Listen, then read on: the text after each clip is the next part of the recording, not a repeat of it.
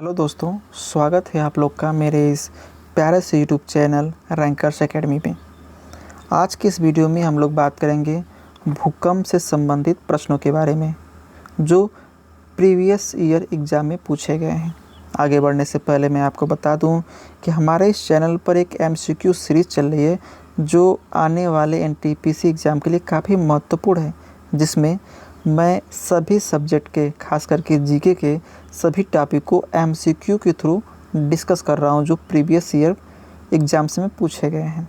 इसके अलावा अगर आपको हमारे इस वीडियो लेक्चर का PDF चाहिए तो हमारे टेलीग्राम चैनल को ज्वाइन करिए, जिसका लिंक मैंने डिस्क्रिप्शन में दे रखा है।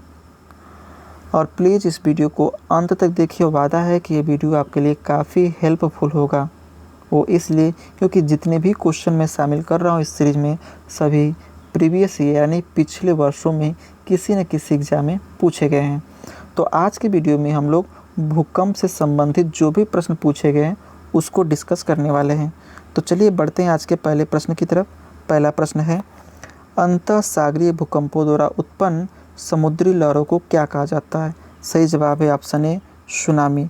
यानी कि ऐसा भूकंप जो सागरों में होता है या महासागरों में होता है उसे हम कहते हैं सुनामी। अगला प्रश्न है, सुनामी का मुख्य कारण निम्नलिखित में से कौन है?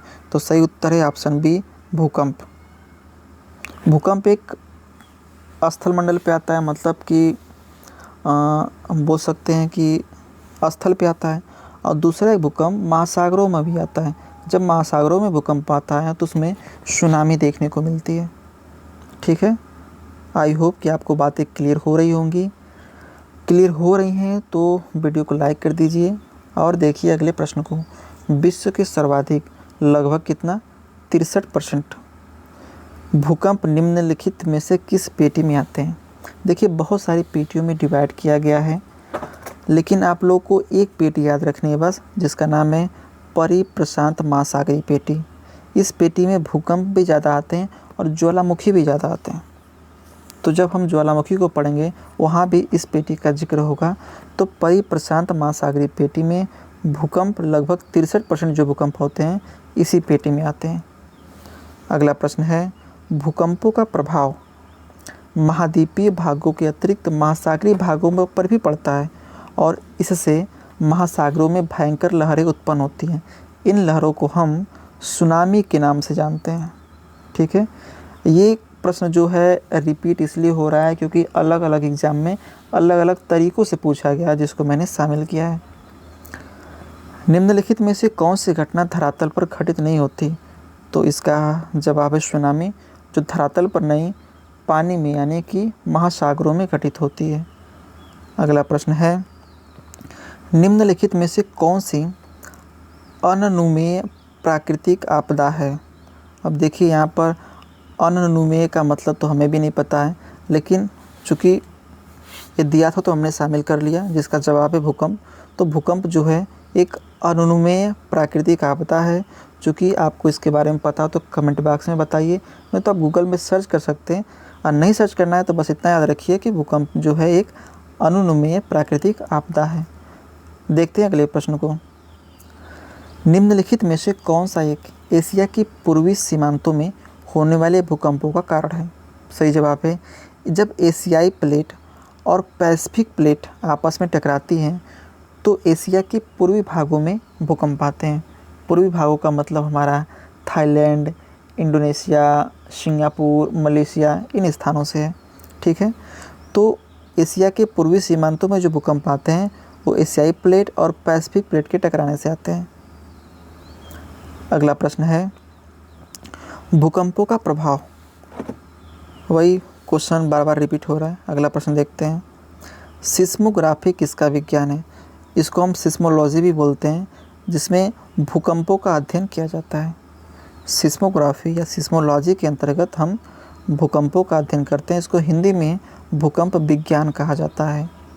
समान भूकंपीय तीव्रता अर्थात समान बर्बादी वाले स्थानों को मिलाने वाली रेखा को क्या कहते हैं? तो इस रेखा को हम कहते हैं समभूकंप रेखा, इंग्लिश में आइसोसिज्मल लाइन कहते हैं। जैसे कि ये अर्थ है, यहाँ पर जो भूकंप की तीव्रता है वही यहाँ पर, वही यहाँ पर, वही यहाँ पर है।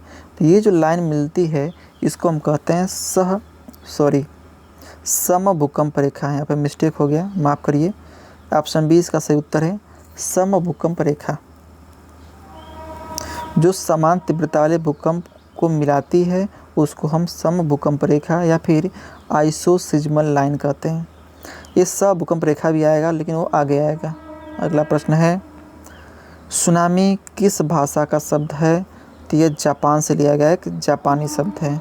अगला प्रश्न, किस देश में भूकंप से उत्पन्न विनाशकारी समुद्री तरंगों को सुनामी कहते हैं? तो जापान। सबसे पहले जापान ने इसको सुनामी करना शुरू किया, तब से जो है दुनिया के सभी लोग इसको सुनामी ही कहते हैं। तरल पदार्थों से होकर न गुजर सकने वाली भूकंपीय लहर कौन सी है? तो जो यस लहर है, जिसको हम सेकेंडरी वेव, द्वितीयक लहर, इसी को हम गौड़ लहरें भी कहते हैं, ये केवल ठोस में प्रवाहित होती हैं, जबकि पी जो है ठोस और द्रव दोनों पर प्रवाहित होती है। अगला प्रश्न है, रिक्टर स्केल का प्रयोग किसके मापन के लिए किया जाता है? तो सही जवाब है ऑप्शन बी, भूकंप की तीव्रता। और इसमें 0 से लेकर 9 तक अंक दिया गया होता है, और जो अगला अंक होता है पिछले अंक से 10 गुना अधिक विनाशकारी होता है। अगला प्रश्न है, सिस्मोग्राफ किसे मापने के लिए काम में लाया जाता है? तो सही जवाब है ऑप्शन सी, भूकंपीय तरंग। देखिए, आप सिस्मोग्राफ और रिक्टर स्केल में आपको कंफ्यूज नहीं होना है। भूकंप को मापने के लिए जितने भी स्केल बनाए गए हैं उन सबको हम सिस्मोग्राफ कहते हैं, जिसमें से रिक्टर स्केल एक है। इसके अलावा एक मार्केली स्केल भी आता है और बहुत सारे स्केल होते हैं। ठीक है। अगला प्रश्न है, प्रत्यास्थ पुनश्चलन सिद्धांत निम्नलिखित में से किसकी उत्पत्ति की व्याख्या करता है? तो सही जवाब है ऑप्शन डी, भूकंप। भूकंप की व्याख्या एक सिद्धांत करता है, उस सिद्धांत को आप लोग याद रखना है, जिस सिद्धांत का नाम है प्रत्यास्थ पुनश्चलन सिद्धांत। अगला प्रश्न देखते हैं, भूकंप की उत्पत्ति से संबंधित प्रत्यास्थ पुनश्चलन सिद्धांत का प्रतिपादन किसने किया है? तो ये किया है भूगोलवेत्ता रीड ने किया है। अगला प्रश्न, निम्नलिखित में से कौन सी भूकंपीय तरंगें सर्वाधिक क्षति पहुंचाती हैं? तो सही जवाब है ऑप्शन बी, दीर्घ पृष्ठीय तरंगे। दीर्घ पृष्ठीय तरंगे से मतलब ये होता है कि पृथ्वी की सतह पर चलने वाली जो तरंगे होती हैं उसको हम दीर्घ पृष्ठीय तरंगे कहते हैं, और पृथ्वी की सतह पर जो होती हैं यल तरंगे, जिसको हम लव वेव या फिर पीरियड वेव कहते हैं, ये चलती हैं। और सबसे ज़्यादा विनाशकारी एक पी लहरें होती हैं, पी वेव होती हैं, यस होती है और यल होती हैं। सबसे ज़्यादा विनाशकारी जो होती हैं वो यल वेव होती हैं। अगला प्रश्न है, निम्नलिखित में से कौन सा कथन सही नहीं है? चलिए कथनों को सबसे पहले पढ़ने की कोशिश करते हैं। भूकंपीय तरंगों को अंकित करने वाला यंत्र सिस्मोग्राफ कहलाता है, ये तो सही है। भूकंप के कारण समान बर्बादी वाले स्थानों को मिलाने वाली रेखा को समभूकंप रेखा कहते हैं, और उन स्थानों को मिलाने वाली रेखा जहां भूकंप एक साथ आते हैं उसे हम सहभूकंप रेखा कहते हैं। ये वाला ऑप्शन गलत है। जो समभूकंप रेखा है वो रेगुलर नहीं होती है, वो इरेगुलर होती है, यानी कि अनियमित होती है। अगला प्रश्न है, भूगर्भ में जिस स्थान पर भूकंपीय तरंगों की उत्पत्ति होती है उस स्थान को क्या कहा जाता है? उस स्थान को भूकंप केंद्र कहते हैं। इंग्लिश में इसे हम फोकस कहते हैं। जैसे कि ये अर्थ है और यहाँ पर कहीं अर्थ के अंदर भूकंपीय तरंगे की उत्पत्ति होती है तो इसे हम फोकस कहते हैं, और ठीक इसी के ऊपर धरातल पर हम इसको भूकंप अधिकेंद्र या फिर एपी सेंटर कहते हैं। तो फोकस जो होता है वो पृथ्वी के अंदर होता है और जो एपी सेंटर होता है वो धरातल पर होता है। अगला प्रश्न है, पृथ्वी के सतह पर भूकंप के केंद्र के ठीक ऊपर बिंदु को क्या कहा जाता है? तो अभी आप लोगों को मैंने बताया उत्केंद्र या अधिकेंद्र या फिर एपी सेंटर कहा जाता है। अगला प्रश्न है, भूकंप में धरातली तरंगे होती हैं तो यल तरंगे जो है उनको धरातली तरंगे कहा जाता है, क्योंकि ये अंदर नहीं प्रवाहित होती हैं, धरातल पर प्रवाहित होती हैं। ठीक है।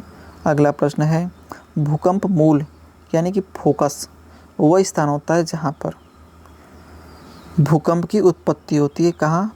पृथ्वी के अंदर, उसे हम फोकस कहते हैं। अगला प्रश्न है, अधिकेंद्र यानी कि एपिसेंटर भूकंप का एक बिंदु है जो संबंधित है किससे? भूकंप उद्गम केंद्र के भूपृष्ठीय बिंदु से। यानी कि भूकंप का जो उद्गम केंद्र है, जो फोकस का है, उसके ऊपर जो भूपृष्ठीय बिंदु है, धरातलीय बिंदु है, उसे हम कहते हैं एपिसेंटर। अगला प्रश्न है, किसी क्षेत्र के उन स्थानों को मिलाने वाली रेखा जहाँ भूकंप एक साथ अनुभव किया जाता है, ऐसी रेखा को हम सह भूकंप रेखा या फिर होमोसिज्मल लाइन कहते हैं। अगला प्रश्न है, समभूकंप रेखा आइसोसिज्मल लाइन का आकार प्रायः होता है अनियमित। ठीक है। अगला प्रश्न है, भूकंप का कारण क्या है? भूकंप का जो मेन कारण होता है वो होता है टेक्टोनिज्म। टेक्टोनिज्म का मतलब होता है टेक्टोनिक प्लेटों का आपस में टकराना, जिससे क्या होते हैं? भूकंप के झटके महसूस होते हैं। निम्नलिखित में से कौन सा कथन सही नहीं है? रिक्टर स्केल भूकंप की तीव्रता नापने का यंत्र है, सही है। रिक्टर स्केल एक लॉगरिथमिक स्केल होता है, ये भी सही है। यह स्केल भूकंप की ऊर्जा को मापता है, ये भी सही है। यानी कि कोई ऐसा कथन नहीं है हमारे पास जो गलत हो, इसलिए ऑप्शन डी सही है, क्योंकि इसमें से कोई नहीं। अगला प्रश्न, आज की वीडियो में बस इतना ही। वीडियो अच्छी लगी हो तो चैनल को सब्सक्राइब करिए, साथ ही वीडियो को लाइक और शेयर भी करिए। और हमारे इस चैनल पर और भी वीडियो आती रहेंगी। जब तक एनटीपीसी का एग्ज़ाम ख़त्म नहीं हो जाता तब तक कंटिन्यू नए नए टॉपिक पर वीडियो आते रहेंगे। साथ ही साथ हम बहुत जल्द मैराथन लाने वाले हैं, तो प्लीज़ आपसे ये अनुरोध है कि आप हमारे चैनल से जुड़ जाइए।